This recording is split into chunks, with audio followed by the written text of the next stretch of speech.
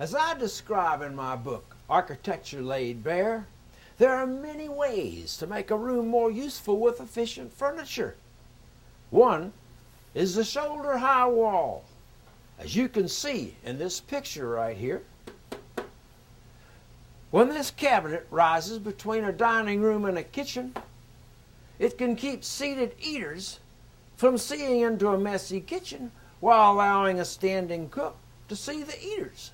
A welcome scenario for cooking mothers who need to keep an eye on the kids at the table.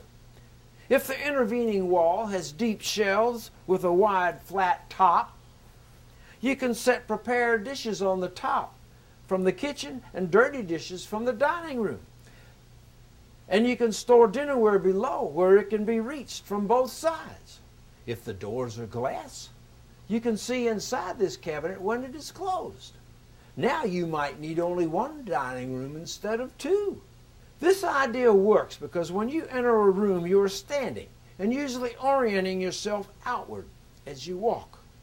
Then when seated, your eyes are about 18 inches lower and you usually orient yourself inward toward the task before you.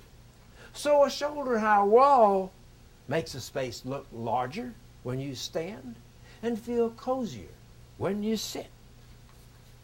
Since this cabinetry is essentially new, if you want one, you won't find it at your local furniture outlet. But you can take the page this drawing is on to a cabinet maker and say, "This is what I would like." And he or she will know just what to do. A common use of shoulder-high walls appears between office cubicles in corporate work areas. There they allow two people to converse on each side while standing and to work in private when sitting. In many a room lies another few dozen cubic feet of wasted space.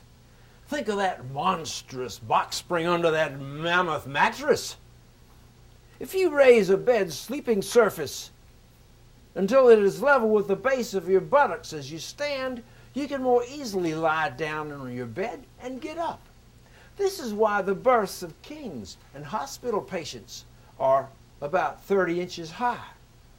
If you replace the mattress and box spring, which are often 20 inches high, with 4 inches of foam plus a memory foam topper, which is a 2-inch mat that enmolds your reclining torso, and add a 3-inch toe space at the very bottom, you would have 20 inches of emptiness between the tops of your toes and the bottom of the foam. That's enough room to fit 2 long rows of deep cabinets and drawers along the side of the bed from head to foot. You want a double bed? Place 2 units side by side with the drawers facing out on both sides, as appears in this picture from my book. If you add a cedar-lined trunk at the foot of the bed so folded sheets and blankets can rest inside and pulled back blankets can rest on top instead of falling on the floor, and if you add a headboard with a few long shelves above the pillows, you could almost move your attic under your mattress. Here's a bed fit for a king and a queen. Now those bureaus across the room can be replaced by a long desk with shelves and cabinets below, a quiet place for a hobby or a small office. Then, in 2 steps, you could rest while you read or take a nap when your desk work grows weary.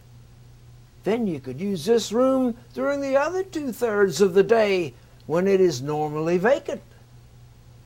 For double beds, this furniture should be built in 2 halves, or you'll never get it through the bedroom door. The 2 halves are held together by a pair of door hinges mounted on the top of the bed.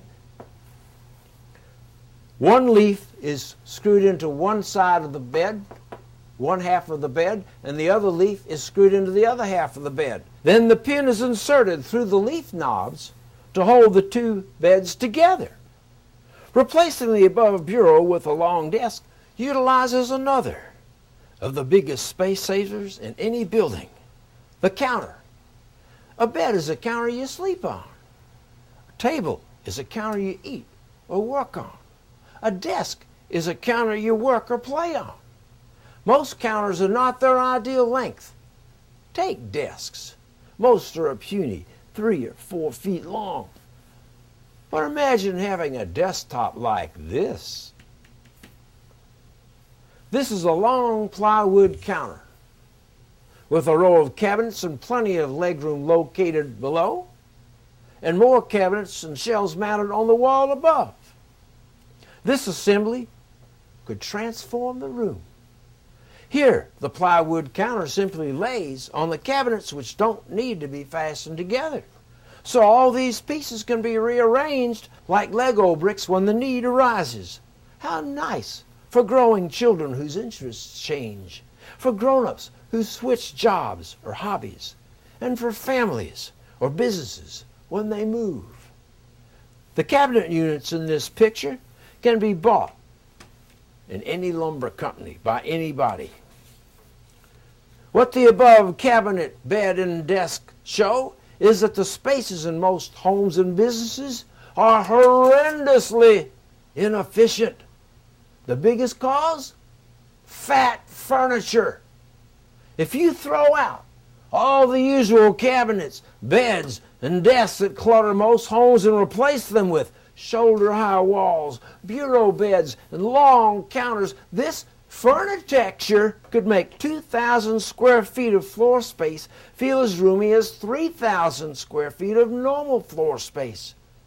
Think of all the money and energy you'd save.